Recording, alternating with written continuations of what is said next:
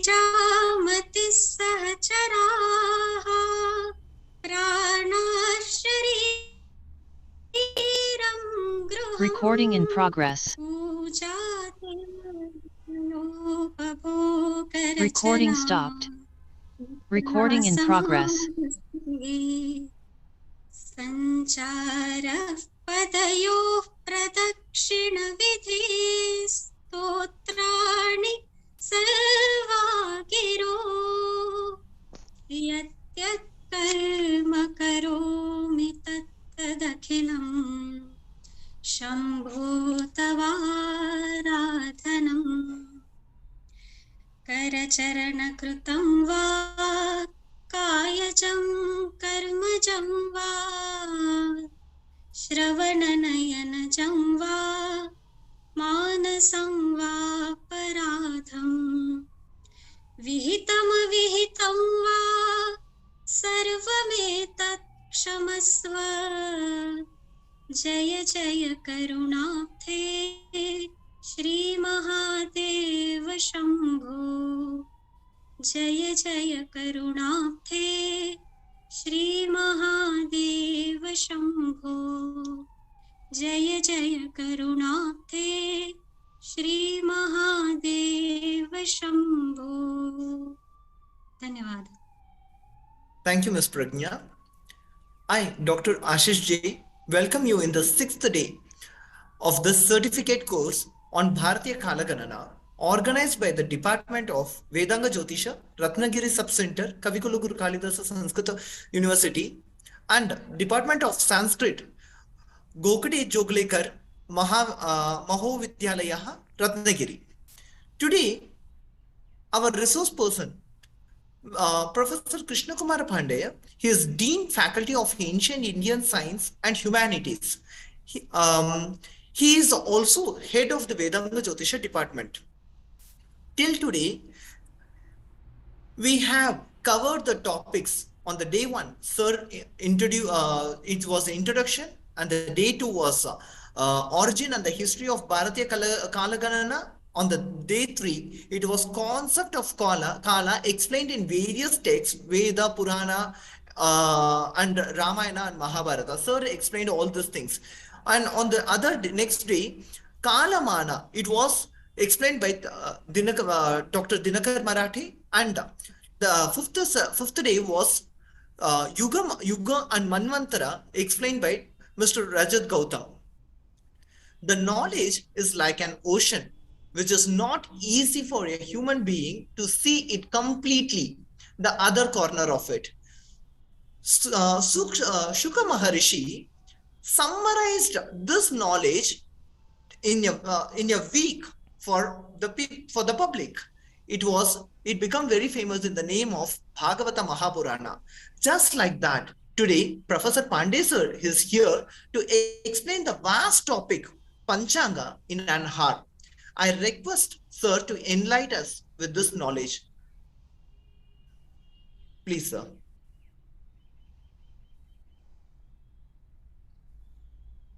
मूकं करोति वाचालं पंगुं लंघयते गिरिं यत्कृपातमहं वन्दे परमानन्दमाधवम्। नमो नमः। भारतीय कालगणना के इस ज्ञान यज्ञ के छठे दिन आप सभी का हार्दिक अभिवादन।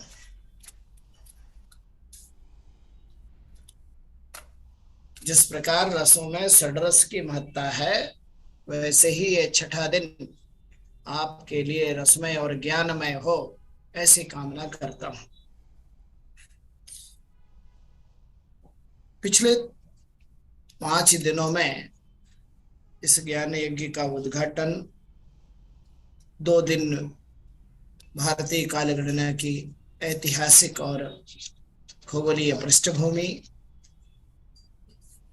युग संवत्सरादि काल, इन विषयों पर आपके साथ अलग अलग आचार्यों ने अपनी प्रस्तुति देकर आपको ज्ञान तुष्ट करने का हर संभव प्रयास किए।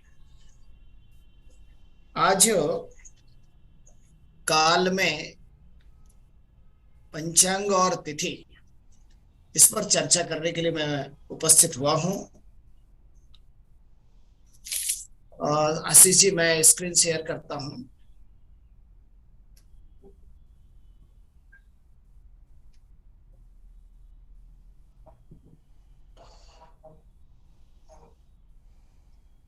आशीष, मेरा स्क्रीन दिखाई दे रहा है? हाँ सर, अभी दिखाई जी दे रहा सर, है जी सर, सर, पहला दिख वाला रहा, स्लाइड। दिख जी रहा। सर, दिख रहा सर। ओके, तो आज का जो विषय है वह पंचांग, और पंचांग में भी विशेष रूप से तिथि। तिथि क्या है और पंचांग क्या है? वास्तव में जैसे ही हम भारतीय काल गणना का नाम लेते हैं, हमारे समाज में प्रचलित एक कैलेंडर विशेष, जिसको हम पंचांग या पत्रा के नाम से जानते हैं, वह अलग अलग प्रदेशों में, अलग अलग देश के भागों में और अलग अलग परंपराओं में पंचांग, पत्रा, जंत्री इत्यादि के नाम से प्रचारित और प्रसारित है। परंतु इन सारे विविध पंचांगों का उद्देश्य सबका एक ही है। उन पंचांगों की जो एक परंपरा है और वह हमारे सम्मुख जिस प्रकार से प्रस्तुत होता है, वह क्यों ऐसा है और उसका कारण क्या है, ये पिछले 3-4 दिनों में इसकी पृष्ठभूमि हमने आपके साथ चर्चा की है। तो पंचांग को शास्त्रकारों ने कहा, चतुरंग बलो राजा जगतिम वसमानयेत, अहम पंचांग बलवान आकाशम वसमानये। जिस प्रकार से कोई चक्रवर्ती सम्राट अपनी चतुरंगिणी सेना के माध्यम से संपूर्ण पृथ्वी पर राज्य करता है और उसे अपने वश में कर लेता है, अर्थात उसके नियंत्रण में रहता है, ठीक उसी प्रकार काल गणना में पंचांग का निर्माण करके हम समस्त काल जगत पर एक नियंत्रण स्थापित करते हैं। यहां नियंत्रण का अभिप्राय अधिकार जताना नहीं, यहां नियंत्रण का अधिकार काल की उस रहस्यमयी गणना की तारतम्यता को जानना और जीवन में उसे अपने उत्कर्ष के लिए प्रयोग में मानव मात्र के लिए लगाना। शास्त्र का इतना ही अभिप्रेत है, क्योंकि हमारा उद्देश्य कोई नया काल निर्माण करना नहीं। जो प्रकृति जन्य काल है, उस काल की तारतम्यता को, जैसा आप देख रहे हैं इस चित्र में, एक तरफ पंचांग है, दूसरी तरफ अखंड ब्रह्मांड दिखाई दे रहा है। मैं मानता हूं यह जो एक आकाश गंगा दिखाई दे रही है, इसमें अनेकों सौर परिवार हैं और हम उस सौर परिवार के एक अदने से कण के रूप में सहभागी हैं। तो हम समस्त ब्रह्मांड के सौर परिवारों की तो चर्चा नहीं करेंगे, परंतु इस सौर परिवार की काल गणना की किस प्रकार पृष्ठभूमि है, यह चर्चा करने के लिए हम उपस्थित हैं। कारण क्या है कि यदि हम अपनी ही पृथ्वी और अपनी ही काल गणना और इसी जो दृश्य है उसकी ही चर्चा कर ले और उसे जान ले, यही हमारे लिए कई जन्म लग जाएंगे और यह हमारे लिए उपलब्धि है और यही हमारे लिए आवश्यक भी। तो चूंकि ज्योतिष शास्त्र प्रत्यक्ष शास्त्र है, तो इस प्रत्यक्षता के आधार पर आकाश में स्थित गति स्थिति को देखते हुए जिन अनेक प्रकार के कालों की चर्चा की, उसमें आज वो किस किस प्रकार से हमारे जीवन को प्रभावित करती हैं, इस पर दृष्टिपात करेंगे। तो सर्वप्रथम ये तो जान लीजिए कि संपूर्ण संसार सृष्टि में जो भी कुछ है वह इस पंच काल के अधीन है और संपूर्ण काल की गणना ज्योतिष शास्त्र के अधीन है। और ज्योतिष शास्त्र की वह काल गणना पद्धति जो सूक्ष्म से सूक्ष्म और स्थूल से स्थूल बृहदाकार है, उसकी स्थिति एक पंचांग की पुस्तिका के रूप में आपके सम्मुख प्रस्तुत होती है। वास्तव में हमारे जीवन में प्रचलित पंचांग तो अनेकों प्रकार के दिखाई देते हैं। भारत वर्ष के स्वातंत्र के बाद भारत सरकार ने भी एक राष्ट्रीय पंचांग का प्रणयन प्रारंभ किया। वह वास्तव में सौर पंचांग के रूप में भी जाना जाता है। ऐसे भारतवर्ष में अनेक प्रकार के पंचांग प्रचलन में है जिनका प्रयोग किया जाता है, परंतु उन सारे पंचांगों का नाम लेना और उनकी विशेषताएं बताना तो संभव नहीं है अभी, परंतु उसे हम 2-4 प्रकार में विभाजित कर सकते हैं। जैसे एक मैंने कहा, एक राष्ट्रीय पंचांग है जो भारत सरकार का है। उसके अतिरिक्त जो हमारे व्यवहार में नित्य प्रयुक्त में होते हैं, ऐसे 2 मुख्य प्रकार हैं। एक दृग् सिद्ध पंचांग और दूसरा गणितागत पंचांग। यदि आप महाराष्ट्र के रहने वाले हैं तो आप जानते होंगे राजनदेकर पंचांग, दाते पंचांग, ये सब गणितागत पंचांग है।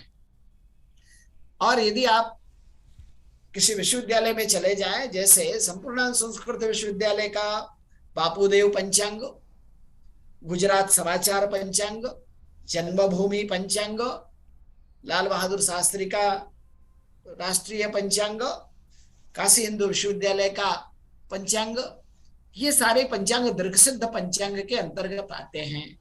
ये गणितागत पंचांग और दृक्सिद्ध पंचांग क्या है, यह एक अलग विषय है। परंतु ऐसे अलग अलग प्रकार के पंचांग, कुछ पंचांग तो स्थानीय होते हैं और कुछ स्वदेशी और विदेशी भी पंचांग आप कह सकते हैं। अर्थात जो जिस अक्षांश रेखांश पर बनाया जाता है, जिनकी गणना का आधार वो स्थानीय पंचांग, अन्य स्थान के अक्षांश रेखांश पर बनाने वाले पंचांग सामान्य पंचांग। उसे जब प्रयोग में लाना होता है तो हम उसे स्थानीय पंचांग के रूप में परिवर्तित करते हैं। जैसे भारतवर्ष का एक बहुत प्राचीन पंचांग है जिसको हम नॉर्थ में ऋषिकेश पंचांग कहते हैं। यह पंचांग सर्वत्र उत्तर भारत में प्रचारित प्रसारित है, परंतु वह वाराणसी के अक्षांश रेखांश पे बना हुआ है, तो वाराणसी के लिए वो स्थानीय पंचांग है। और वह गणितागत पंचांग है। वह किन सिद्धांतों पर है, वह किस प्रकार, क्योंकि वहां का एक समाचार पत्र है आज, वो भी एक सौर पंचांग, सौर सिद्धांत का सौर पंचांग भी सौर सिद्धांत का प्रकाशित करता है। तो ऐसे हमारी कुछ वेधशालाएं भी है जो पंचांग प्रकाशित करती हैं। जैसे उज्जैन की जीवाजी वेधशाला भी पंचांग निर्माण कार्य करता है। जंतर मंतर जयपुर का भी वेधशाला पंचांग निर्माण करता है। तो ये वेद परंपरा और ये दृक्सिद्ध पंचांग होते हैं, क्योंकि अप्रत्यक्षाणि शास्त्राणि के रूप में जिस प्रकार से गणित से जो पंचांग दिखाई देता है, जो आंकड़े निकलते हैं, उसे प्रत्यक्ष आकाश में भी देखा जाए, वही दृक्सिद्ध पंचांग है। यानी वेद से और गणित से दोनों का संयुक्त होता है। अब कहाँ गणितागत पंचांग प्रयोग में आएगा, कहाँ दृक्सिद्ध पंचांग प्रयोग में आएगा, कौन से कार्य हमारे किस पंचांग से होने चाहिए, यह धर्मशास्त्र का निर्णय अलग विषय है।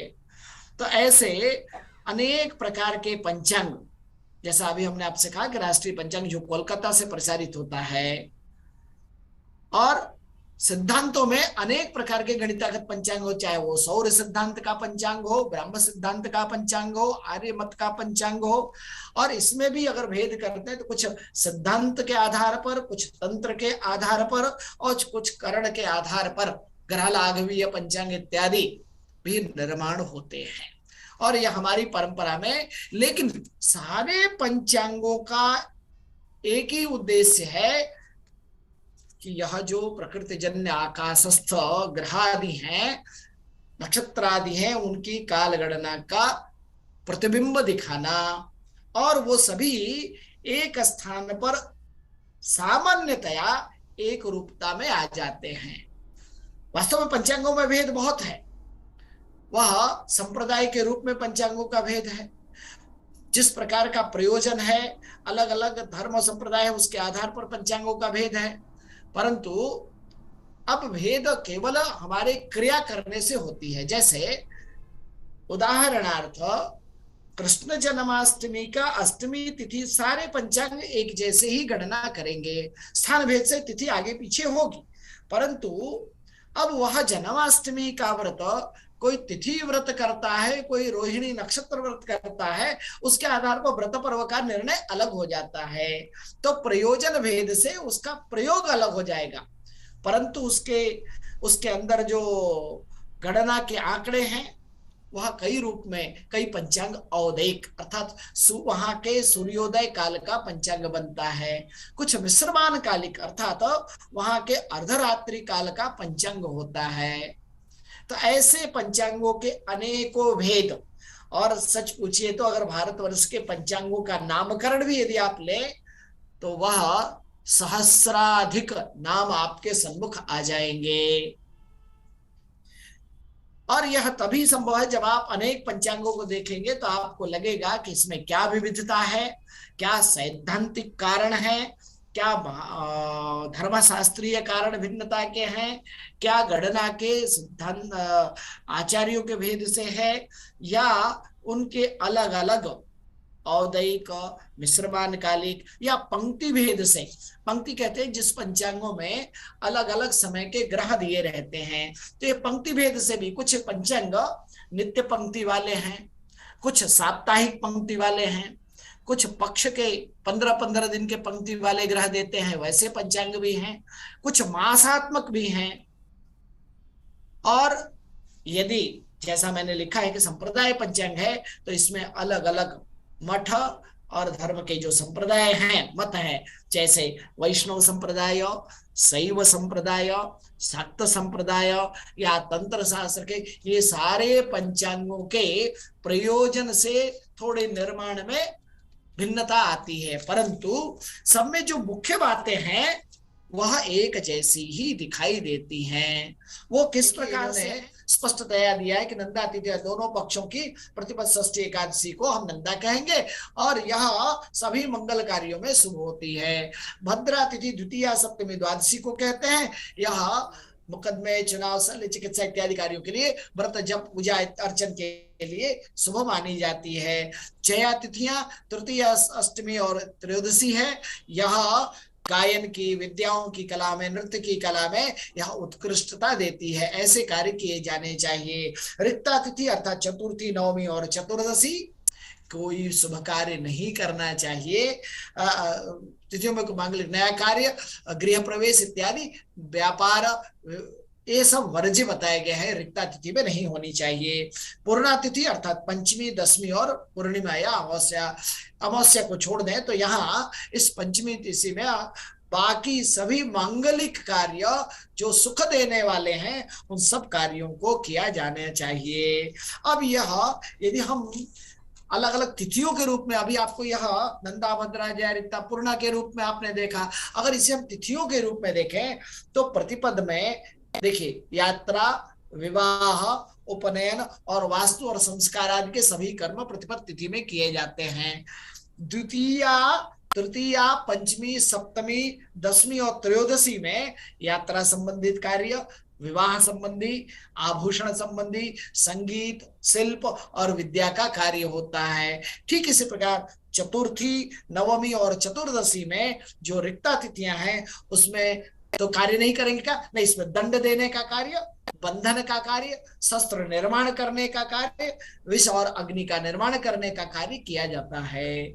और जो षष्ठी तिथि है उसमें अभ्यंग स्नान, यात्रा, पितृ कार्य और गृहादि के लिए काष्ठ संचय का कार्य होता है। अष्टमी तिथि को संग्राम, वास्तु और शिल्प, लेखन और आभूषण का कार्य करना चाहिए। इसी प्रकार एकादशी को व्रत, धर्म और उद्यापन, आप सभी जानते हैं पूरे भारतवर्ष में एकादशी का व्रत सर्वाधिक प्रचलन में है। का उस दिन व्रत, धर्म और कोई व्रत किया उसका उद्यापन कर रहा है, ये सब कार्य एकादशी को करना है। और द्वादशी को उसकी पुष्टि के लिए अर्थात समग्र पुष्टता के लिए द्वादशी तिथि है। पूर्णिमा तो विवाह, शिल्प, पुष्टि, जितने भी मंगल कार्य हैं, चाहे वो यज्ञ से संबंधित हो, प्रतिष्ठा से संबंधित हो, वास्तु से संबंधित हो, यात्रा संपूर्ण संस्कारों से संपूर्ण पूर्णिमा तिथि को की जानी चाहिए। अमावस्या को पितृ कार्य किया जाना चाहिए। कोई शुभ कार्य का वहां ज्यादा विधान नहीं है, उसे आचार्यों ने निषेधित कहा है। इसके बाद कुछ वर्जित योग भी है, जैसे वर्जेत सर्वकारेषु हस्तारकम पंचमी तिथौ। रविवार को पंचमी तिथि और हस्त नक्षत्र आ जाए तो वह शुभ कार्य नहीं करते। भौमास्विनीम च सप्तम्याम, सोमवार को षष्ठी और मृगशिरा, मंगलवार को सप्तमी और अश्विनी नक्षत्र, बुधवार को अष्टमी और अनुराधा नक्षत्र, गुरुवार को नवमी तिथि और पुष्य नक्षत्र। सामान्यतः हम गुरु पुष्य को बहुत उत्तम मानते हैं, परंतु यदि गुरु पुष्य के दिन रिक्ता तिथि आ जाए तो वह शुभ नहीं मानी जाती। और शनिवार को दसवीं तिथि और रेवती नक्षत्र आ जाए, शुक्रवार को और शनिवार को एकादशी और रोहिणी नक्षत्र आ जाए, इस प्रकार से हैं। तो अब पंचांग में क्या क्या विषय होता है, पहले इस पर आप ध्यान दें। तो पंचांग तो प्रारंभ ही होता है संवत्सरादि से। हम संवत्सर का नाम लेते हैं। बृहस्पति राशि के एक राशि के भोग काल को एक संवत्सर कहते हैं, अर्थात एक वर्ष माना। ऐसे 60 संवत्सरों के नाम दिए हैं। अब आप कहेंगे अगर 60 ही है तो 61वां पुनः 60वां होगा, पहला होगा। तो उसका कारण है कि यह 60 संवत्सर का एक खगोलीय चक्र है, वह गुरु, शनि और सूर्य के संयोजन से है। और वह खगोलीय चक्र हर 60 वर्ष में अपने आप को प्रतिबिंबित करता है एक विशेष रूप में, जिससे संवत्सरों का नामकरण और उस नामकरण का संहिता की दृष्टि से, फल जातक की दृष्टि से फल विशेष का वर्णन, और वही संवत्सर हमारे संकल्प में उच्चारित किया जाता है। तो संपूर्ण पंचांग शक संवत्सरों का उल्लेख करता है। दूसरा, उस पंचांग में आयन बताया जाता है कि यह उत्तरायण चल रहा है या दक्षिणायन। जब आप कोई कार्य कर रहे हैं, जब का पंचांग देखकर वह कौन से आयन में है। आप सभी इससे परिचित है और आगे भी और परिचित होंगे कि आयन 2 होते हैं, उत्तरायण, दक्षिणायन। यह सूर्य पर आधारित है। सूर्य जब मकर आदि 6 राशियों में होता है तो उत्तरायण, और जब कर्क आदि 6 राशियों में होता है तो दक्षिणायन। इस प्रकार उस आयन का भी उल्लेख पंचांग में होता है। इसी प्रकार 2 गोल, उत्तर गोल और दक्षिण गोल, अर्थात सूर्य से भी इसका संबंध है। जब सूर्य मेषादि 6 राशियों में हो और जब तुलादि 6 राशियों में होता है तो यह 2 गोल प्रतिबिंबित करता है। तो हम काल को संवत्सर के रूप में, आयन के रूप में, गोल के रूप में। अभी आप देखिए, एक वर्ष में संवत्सर, उसको 2 टुकड़े किया तो आयन और गोल, और जब उसके 6 टुकड़े करते हैं, काल के विभाजन करते हैं, तो वह ऋतु के रूप में। 6 ऋतुओं के नाम सभी जानते हैं, ग्रीष्म और वर्षा और शरद, ये 3 मुख्य ऋतु हैं, पर इन तीनों को जोड़ने के लिए 3 और ऋतु हैं। तो ऐसे 6 ऋतु, वसंत आदि जो 6 ऋतु हैं, यह पूरे वर्ष को 6 भागों में, अर्थात एक वर्ष में यदि 12 मास कहें तो 2-2 मास की एक ऋतु हो गई।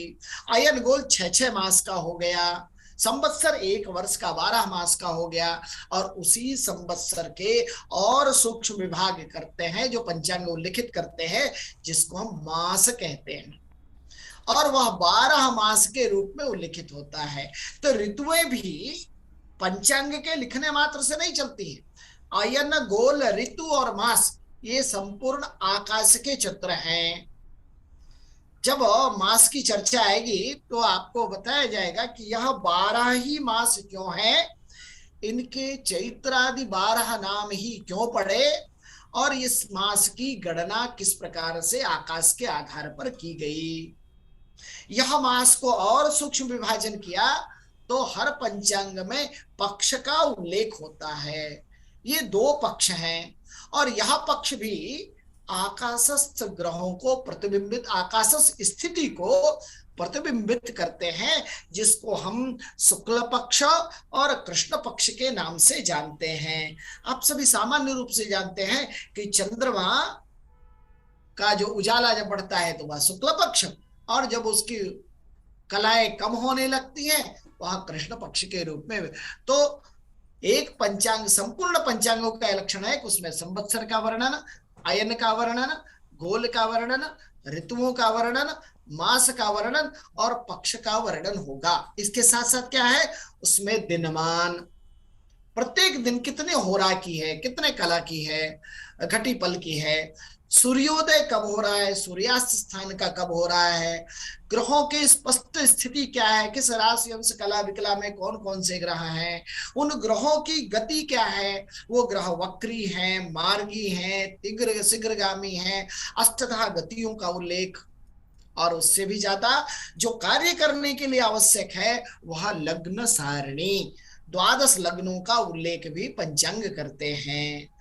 और जो हमारे जनोपयोगी है, अभी तक जितनी चर्चा हमने की वो सारा का सारा गणितोपयोगी है, एक गणक के लिए है, परंतु जन सामान्य के लिए व्रत, पर्व, उत्सव, त्योहार इत्यादि मनाने का उल्लेख सारे पंचांग करते हैं। किस दिन को आकाश में कौन सा संवत्सर, कौन सा आयन, कौन सा गोल, कौन सी ऋतु, मास, पक्ष और तिथि है, तो वहां कौन सा व्रत, पर्व या उत्सव, त्योहार आदि होंगे, उनका वर्णन, जैसा मैंने कहा संप्रदाय वेद से, तो वह शैव, वैष्णव, शाक्त इत्यादि सभी के व्रत पर्व उत्सवों का निर्णय धर्मशास्त्र के इस गणितीय आधार पर किया जाता है। ये पंचांग अभिन्न अंग है, बिना इसके पंचांग की पूर्ति नहीं है। और पंचांग क्या करता है, पंचांग में विभिन्न प्रकार के मुहूर्त, अर्थात गर्भ से लेकर विवाह संस्कार तक, पराव्रज्य संन्यास आश्रम तक, वानप्रस्थाश्रम तक सभी प्रकार के संस्कारों के मुहूर्तों का,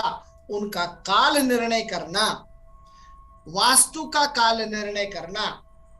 वास्तु में आप कहेंगे क्या काल निर्णय है, तो भूमि चयन से खातारंभ, शिलान्यास, गृहारंभ और स्तंभ स्थापना, देहली स्थापना, गृह प्रवेश इत्यादि अनेक जो निर्णय है, इन सब को जोड़ के आकाश के इन गणितीय सिद्धांतों पर रखा गया।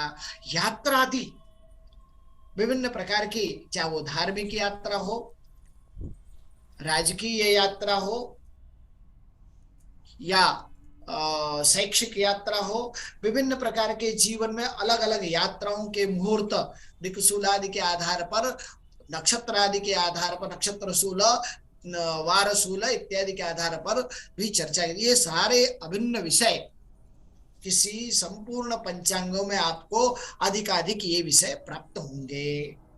अब आ जाइए आज का जो मुख्य विषय है हमारा, कि पंचांग में मुख्यतया इतने संवत्सर, गोल, अयन इत्यादि तो दे रखे हैं, व्रत, पर्व, उत्सव, योग, संस्कार, वास्तु, खात इत्यादि के मुहूर्त तो हमने दे रखे, परंतु क्या इनके निर्माण और इनकी अध्ययन और इनको लागू करने का जो नियम है वो किस प्रकार से कहेंगे, का जो मुख्य विषय है, तिथि वासर नक्षत्रे योगः करणमेव च इति पंचांगमाख्यातम व्रत पर्व निदर्शकम। तो प्रयोजन बताया कि जो कोई भी पंचांग उसका मुख्य आधार है, उसमें तिथि, वार, नक्षत्र, योग और करण, ये 5 अंग बताए। इन 5 अंगों का वर्णन होना चाहिए, और यदि ये 5 अंग हैं तभी वह तिथि, वह पंचांग कहलाएगा, क्योंकि इनके बिना जो पूर्व में विषय गिनाए गए उनका आधार ही नहीं है। तो तिथि का भी संबंध चंद्रमा और आकाश से, वार का संबंध नित्य सूर्योदयास्त से, जिसको आहरण के माध्यम से साधन किया जाता है। नक्षत्र का संबंध आकाशस्थ सूर्य के मार्ग में पड़ने वाले उन ताराओं से। योग का संबंध सूर्य चंद्र की स्थिति से। कर्ण का संबंध तिथि के अर्ध भाग से। तो ये 5 जब निर्णीत हो जाते हैं तब जाके कोई व्रत पर्व का निर्णय किया जाता है। तो इसमें क्या क्या आता है? तिथि, जैसा मैंने कहा शुक्ल पक्ष और कृष्ण पक्ष है, उसमें 15 शुक्ल पक्ष की तिथियां, 15 कृष्ण पक्ष की तिथियां। वार सभी जानते हैं 7 वार है। ये क्यों है और इतना ही क्यों है, यही क्रम क्या है, ये चर्चा का विषय है। और नक्षत्र 27, योग 27 और 11 कर्ण, अर्थात उसमें 7 चर कर्ण और 4 स्थिर कर्ण, ऐसे 11 कर्ण, ये 5 अंग। अब एक और पंचांग है जिसकी चर्चा मैं आपसे करना जरूर चाहूंगा कि काल का जो पंचांग है उसमें अधिकांशतः तो इनको पंचांग ही इसी को मान लेते हैं, परंतु अब यदि व्यापक दृष्टि से देखा जाए तो हम कहेंगे जिसमें वर्ष, मास, दिन, लग्न और मुहूर्त, ये 5 अंग हो, वह पंचांग कहलाएगा। कौन कौन सा? वर्ष का उल्लेख हो, मास का उल्लेख हो, दिन का उल्लेख हो, लग्न का उल्लेख हो और मुहूर्त का उल्लेख हो, ऐसे 5 लक्षणों से युक्त 2 लक्षण हो गए, तिथिवार नक्षत्र योग कर्ण एक लक्षण, दूसरा लक्षण अभी वर्ष मास तिथि दिन, वर्ष मास दिन, लग्न और मुहूर्त, इन 2 लक्षणों से युक्त जो पंचांग है उसी को पंचांग की श्रेणी में रखा जाएगा। अब यह पंचांग का प्रयोजन क्या है और इसको जाने कैसे और इसकी आवश्यकता क्या है? तो कहते हैं क्रियाकलाप प्रतिपत्ति हेतु। हमारे जीवन में 3 प्रकार के कार्य नित्य होते हैं, एक नित्य कर्म, एक नैमित्तिक कर्म और एक काम्य। कुछ कर्म है जिसको हम प्रतिदिन बिना किसी रुकावट के करते रहते हैं, उनके प्रतिपादन के लिए भी पंचांग की आवश्यकता है।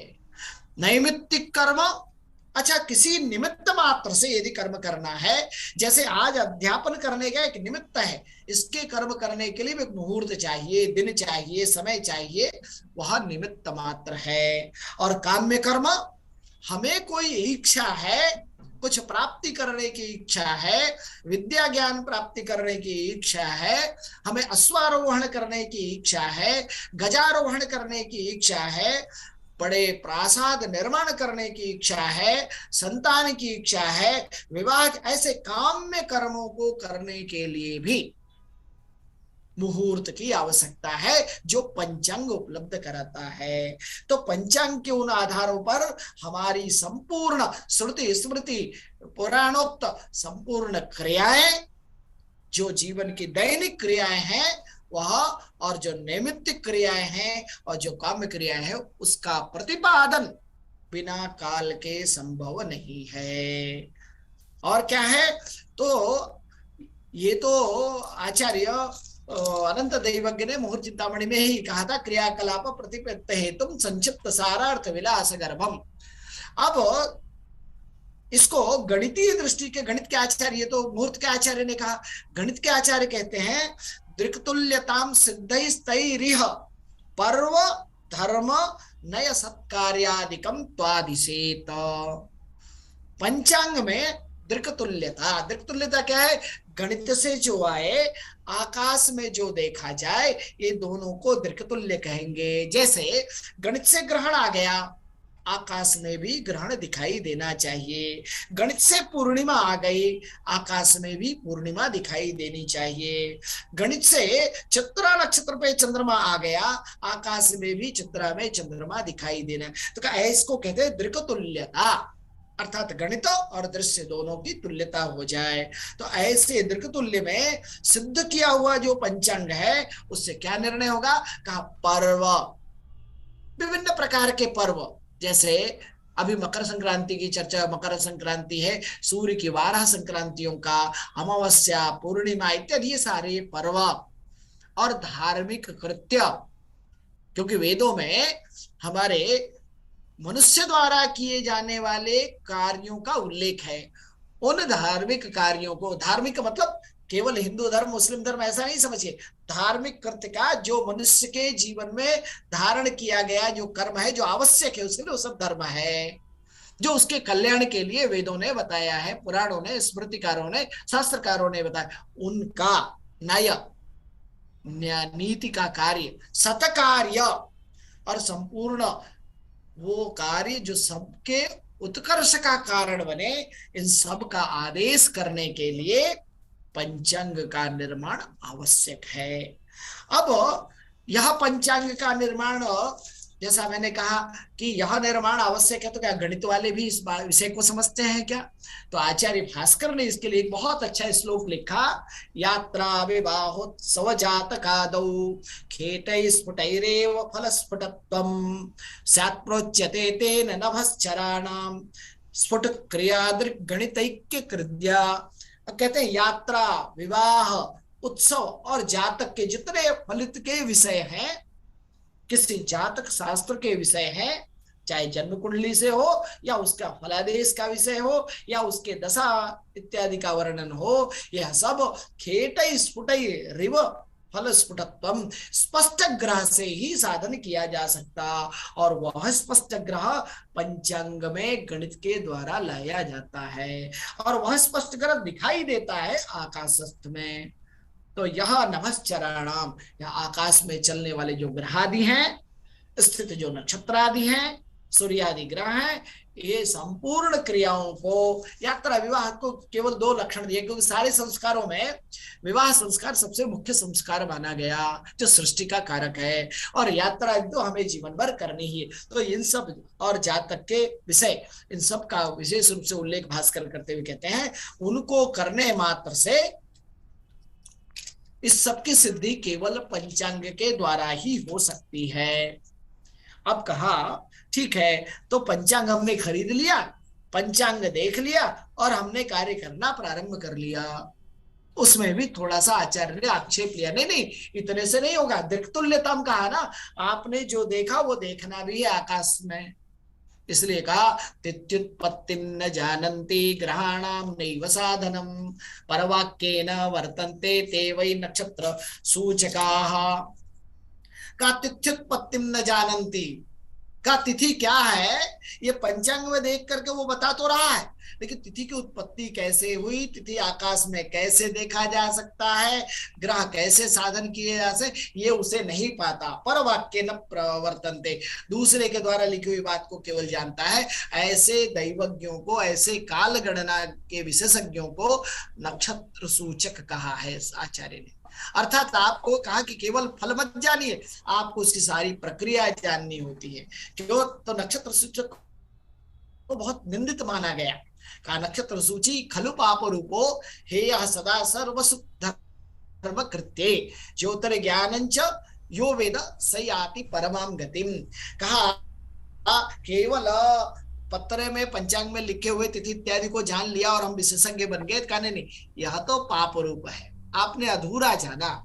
और यह नीम हकीम खतरे जान, वह तो आपके लिए शुभ फलदायी नहीं है। इसलिए ऐसे व्यक्ति से काल की गणना नहीं करानी जो केवल पंचांग देख के करता हो। कहा क्या करे? कहा जो ज्योतिर ज्ञानम, उस गणना की प्रक्रिया को भी जानता है, तिथि की व्युत्पत्ति को भी जानता है, तिथि के स्वरूप को भी जानता है, वह परमाम गतिम, ऐसा कालज्ञ परम गति। परम गति क्या है? मोक्ष की प्राप्ति, पर ब्रह्म परमेश्वर की प्राप्ति को सहजतया प्राप्त कर लेता है।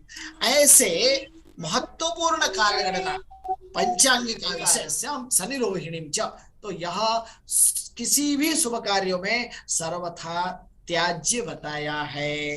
अब यह जो तिथि है, क्योंकि हमारे पास समय कम है तो मैं थोड़ा आपको बता, अर्कोन लिप्त, आपको ये पीपीटी शेयर करूंगा, कुछ गणित आपको समझ में आ जाए।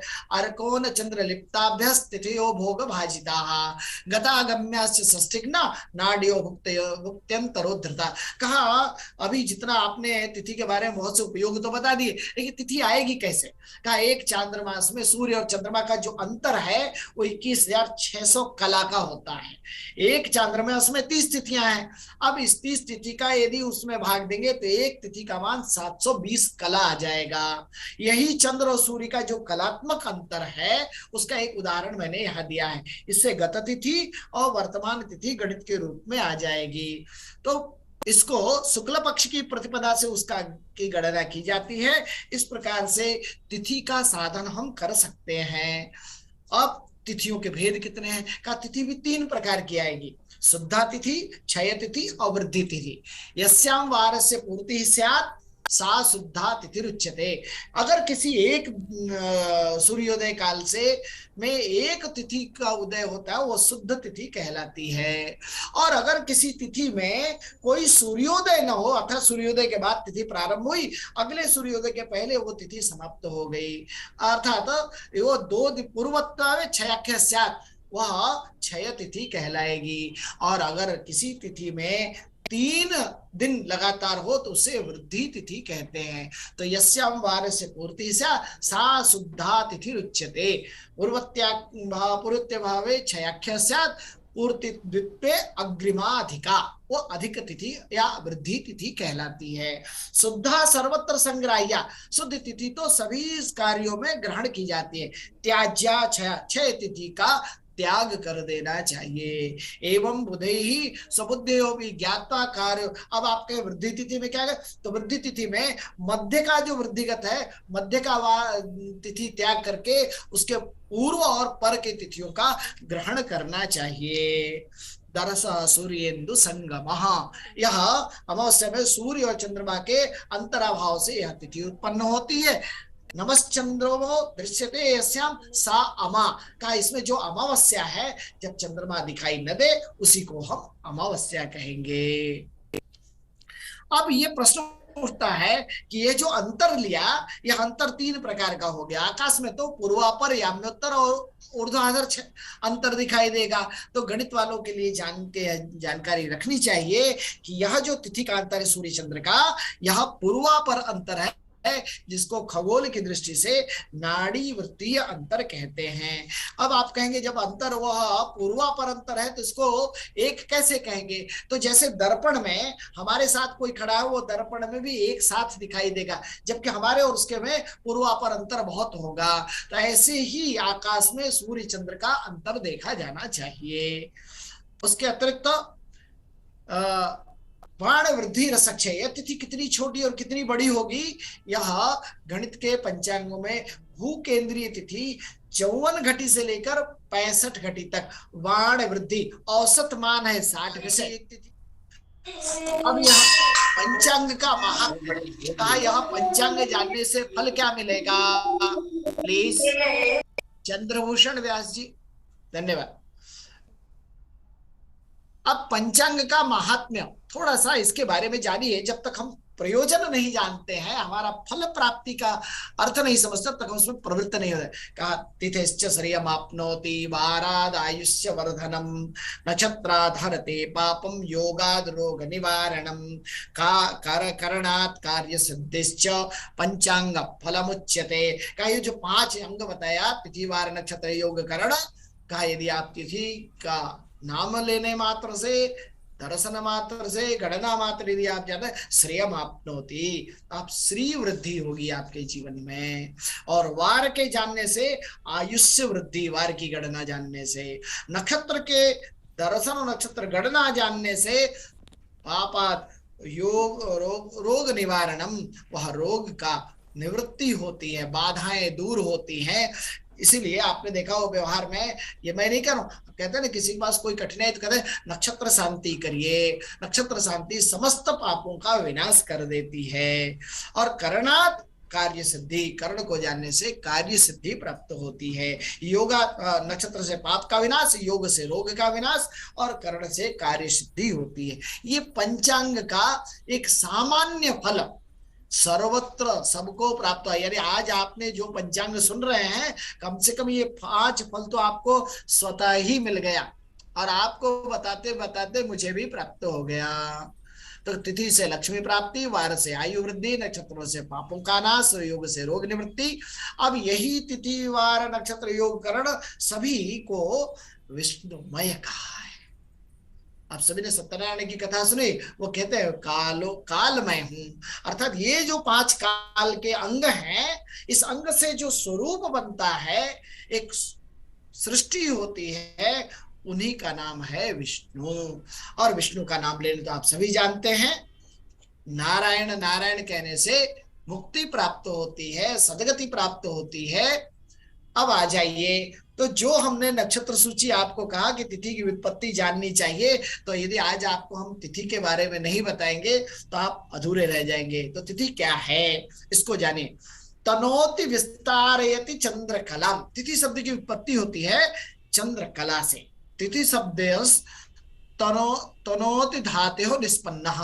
यह तनोति धातु से उत्पन्न होता है शब्द। और तनोति का अर्थ होता है विस्तारयति, अर्थात वर्धमानम, बढ़ाने वाला। और क्या बढ़ाता है? चंद्रकलाम। चंद्रकलाओं में जैसे जैसे वृद्धि होती है तो तन धातु से इथिन प्रत्यय होने के बाद तिथि शब्द बना। और यह तिथि चंद्रकला क्रियोपलक्षित यह काल का, वो जान के हम क्या करेंगे? तो कहा यह चंद्रकला, जैसे जैसे चंद्र की कला बढ़ती है, क्रियोपलक्षित, यह क्रिया करने का काल निर्धारित करता है। यानी काल गणना का एक आधार है चंद्रमा की कला वृद्धि होना। और यही जो काल विशेष है उसी का नाम है तिथि। अभी तक हम व्यवहार में यदि सामान्य रूप से जानते थे तो बस यही जानते थे, प्रतिपदा, द्वितीया, तृतीया, ऐसी 15 तिथियां होती हैं। लेकिन तिथियों का संबंध किससे है?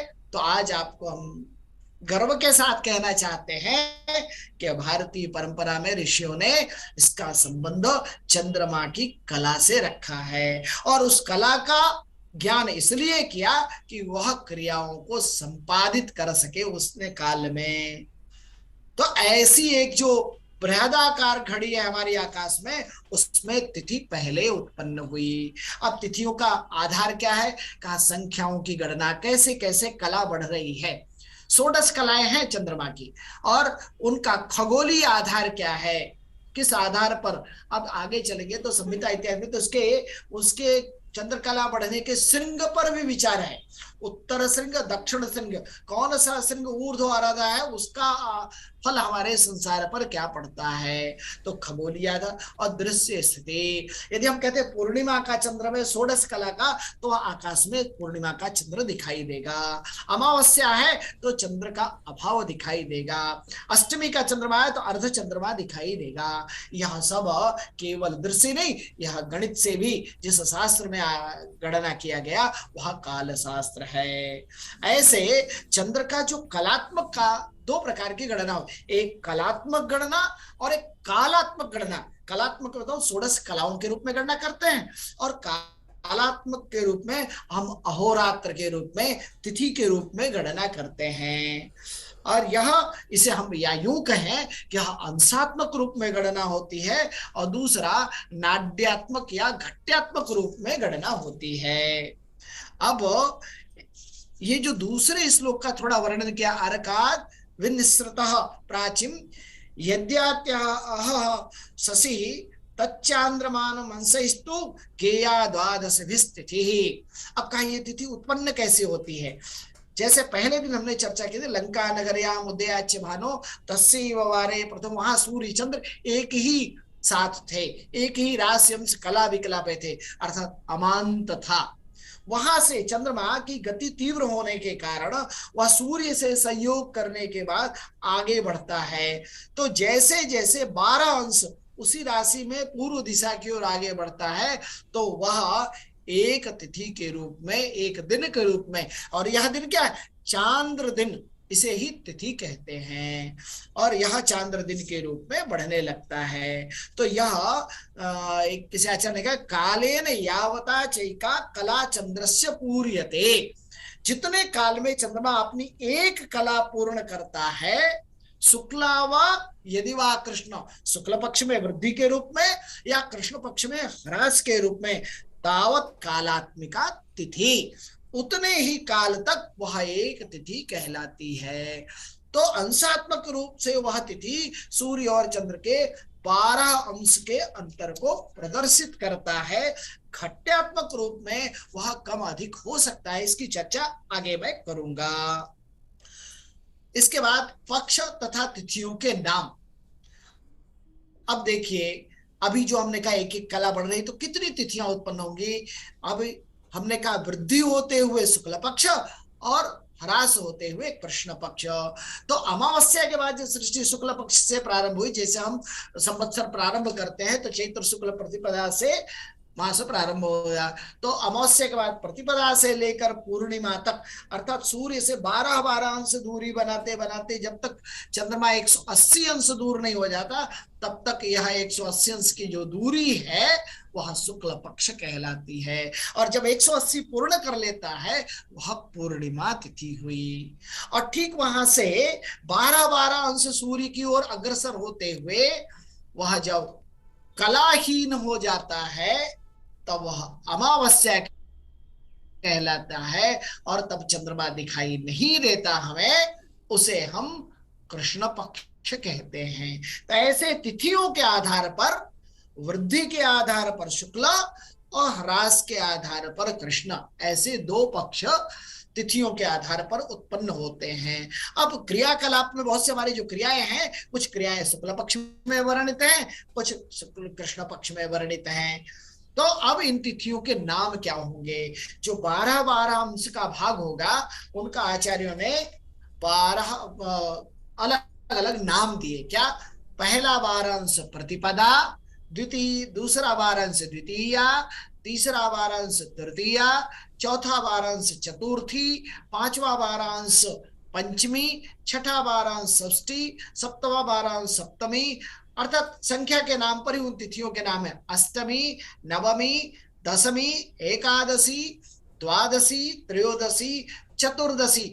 अगर वह शुक्ल पक्ष है तो 15वीं तिथि का नाम पूर्णिमा, और अगर वह कृष्ण पक्ष है तो उसकी 15वीं तिथि का नाम अमावस्या होता है। तो आप पंचांगों में आप देखेंगे तो 1, 2, 3, 4, 5, 7 शुक्ल पक्ष को, पूर्णिमा को 15 और अमावस्या को 30 लिखा रहता है। इसका मतलब पूर्णिमा के बाद जो प्रतिपदा है वो 16वीं, जो द्वितीया है वो 17वीं, इस तरह से क्रम बढ़ते बढ़ते वो 30 तिथि, अर्थात चंद्रमा के एक तिथि का एक दिन कहा, ऐसे चांद्र दिन 30 दिनों का एक मास हो जाएगा, वह चांद्र मास कहलाएगा। ठीक है जी। अब इसके बाद कथिता मुनिभिः सर्वैः तिथिश्चांद्रमसि कला सोत्पद्यते पृथक्स्य रवे रश्मि सुयोगतः। यह जो तिथियां हैं सूर्य के रश्मि के संयोग से एक एक कला चंद्रमा जैसे जैसे बढ़ रहा है, वैसे वैसे तिथियां भी संख्यात्मक रूप में बढ़ रही हैं। अब इन तिथियों के प्रभाव क्षेत्र के रूप में अनेक ऊर्जाओं को, जिसको हम देव कहते हैं, उनका स्वामी आज ग्रंथों में प्राप्त होता है। उसको कहते हैं तिथि सा वहनिको गौरी गणेशो अहि घो रवि शिवो दुर्गांतके विश्वे हरि कामः शिवः शशि।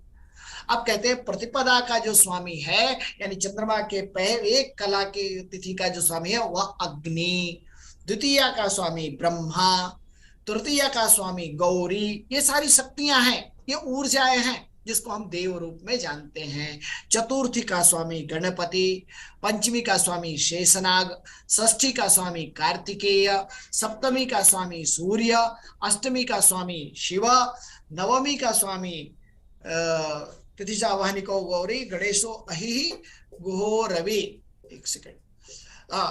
नवमी का स्वामी दुर्गा, दसवीं का स्वामी काल, एकादशी का स्वामी विश्वदेव, द्वादशी का स्वामी विष्णु, त्रयोदशी का स्वामी कामदेव और चतुर्दशी का स्वामी शिव। पूर्णिमा का स्वामी चंद्रमा और अमावस्या का स्वामी पितृदेव। अब इन स्वामियों का प्रयोजन क्या है ये आगे हम चर्चा करेंगे। अब तिथियों की एक और विषय बता दूं कि तिथियां जो 5 हैं, 15 तिथियां हैं, इनकी एक और संज्ञा दी गई। इन संज्ञा का प्रयोजन क्या है वो भी आपके साथ चर्चा करूंगा। नंदा च भद्रा च जया च रिक्ता पूर्णेति तिथ्यो अशुभ मध्य सस्ता सिते सिते सस्त सवाधमा स्युः सितज्ञ भौमार की गुरौ च सिद्धाः। कहा जो तिथि उत्पन्न हो गई तो पहली तिथि का नाम नंदा, दूसरी तिथि का नाम भद्रा, तीसरी तिथि का नाम जया, चौथी तिथि का नाम रिक्ता और पांचवी तिथि का नाम पूर्णा। फिर छठवीं तिथि नंदा, सातवीं भद्रा, आठवीं जया, नौवीं रिक्ता और 10वीं पूर्णा। पुनः 11वीं नंदा, 12वीं भद्रा, 13वीं जया और चतुर्दशी की रिक्ता और पूर्णिमा या अमावस्या की पूर्णा तिथि संज्ञा हुई। अब इसमें एक गणितीय संरचना आप देख रहे होंगे कि एक तिथि यदि 12 अंश की है तो यह 5 तिथि मिलकर के 60 अंश बनेंगे।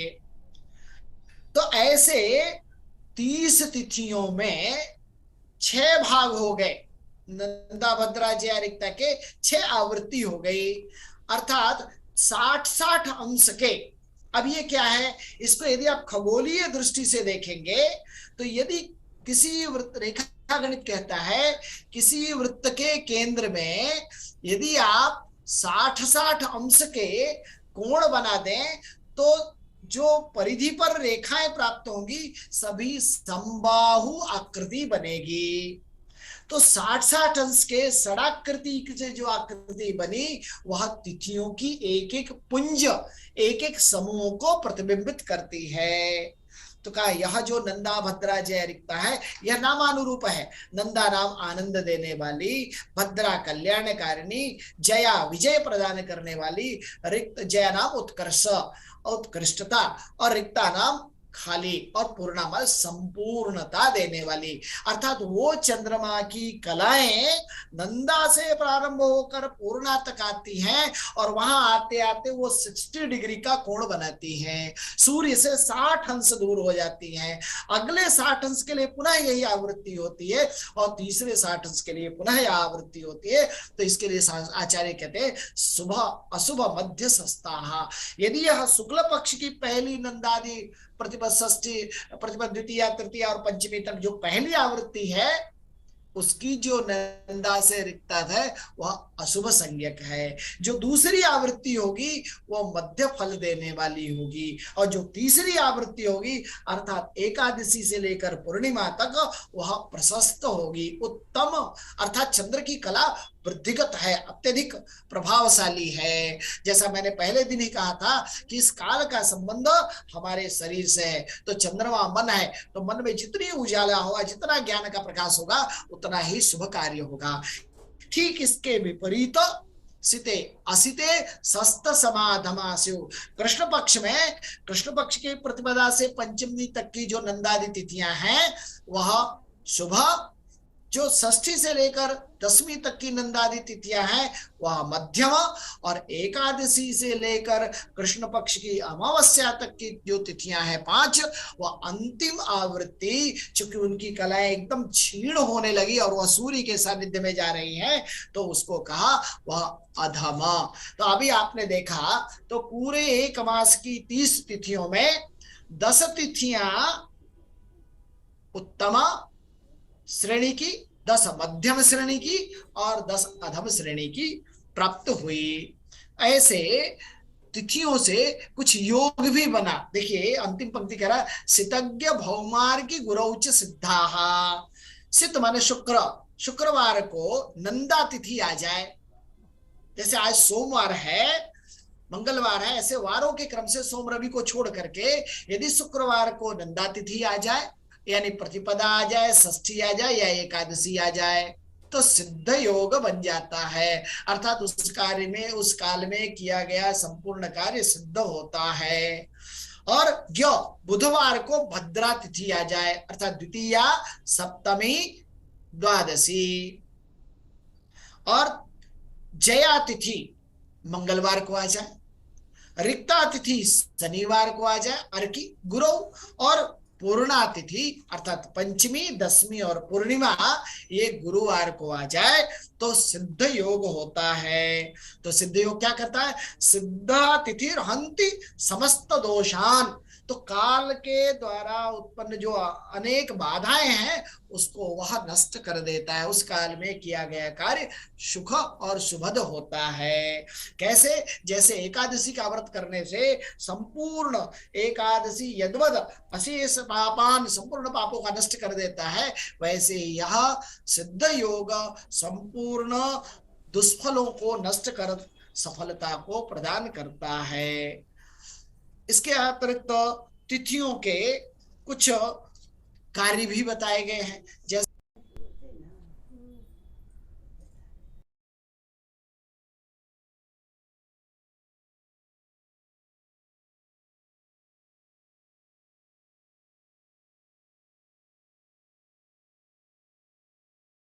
8 घटी एक तिथि का, उसमें से रस क्षय, रस माने 6 कम कर दें, अर्थात 54 घटी मिनिमम उसका मान होगा, और 6 वाण अर्थात 5 घटी बढ़ा दे तो 65 घटी अधिकतम उसका मान होगा।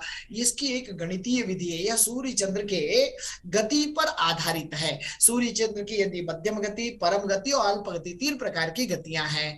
इन गतियों में जब तिथि का मध्यम मान, अल्प गति कारण तिथि का मध्यम मान, परमाधिक मान और परमाल्प मान प्राप्त होता है, तो परमाल्प मान 54 घटी का सबसे कम, सबसे अधिक 65 घटी का और सबसे कम 60 घटी का प्राप्त होता है। इसकी एक आगम प्रमाण और गणितीय प्रमाण के साथ व्याख्या भी शास्त्र में दी हुई है। ये सभी चंद्रमा के आकाशस्थ स्थितियों के कारण है।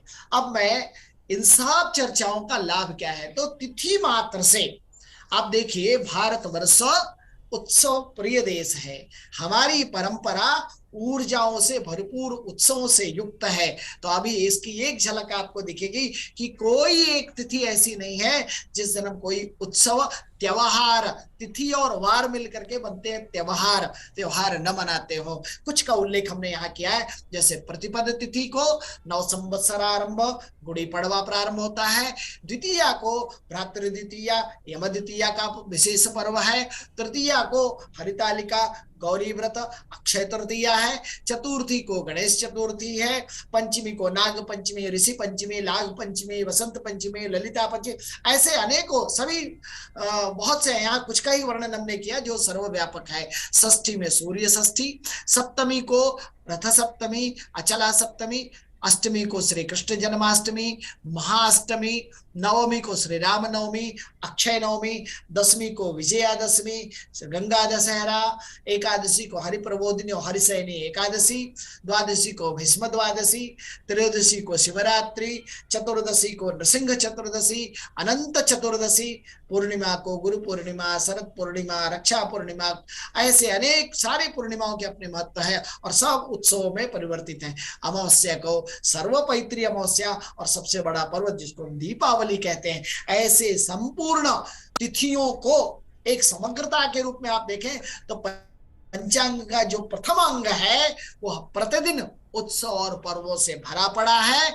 और यह आकाशस्थ चंद्रमा की कलाओं पर आधारित है। चूंकि समय आपके पास एक होरात्मक है, इसलिए मैंने 2-3 मिनट आपसे ज्यादा लिया जितना आपने मुझे विलंब से शुरू किया था। मैं आज अपने इस तिथि के संदर्भ में आप सभी का मैं बार बार वही निवेदन करूंगा कि प्रथम दिन के, द्वितीय दिन के भी हमारे कुछ प्रश्न बाकी हैं। मैं अगले अपने व्याख्यान में अंतिम आधे घंटे प्रश्नोत्तर का सत्र रखूंगा और आपकी अब आज की भी जो जिज्ञासा होगी उसे हम पूर्ण करने का भरपूर प्रयास मैं करूंगा। इसी के साथ आज आप सभी तिथिश्च श्री अवाप्नोति, सभी श्री के भागी हो, इसकी कामना करते हुए पंचांग और तिथि के संक्षिप्त परिचय आप सभी को ज्ञान वृद्धि करने में सहायक हो, इसकी कामना करता हूं। धन्यवाद। Thank you, sir. Sir, it is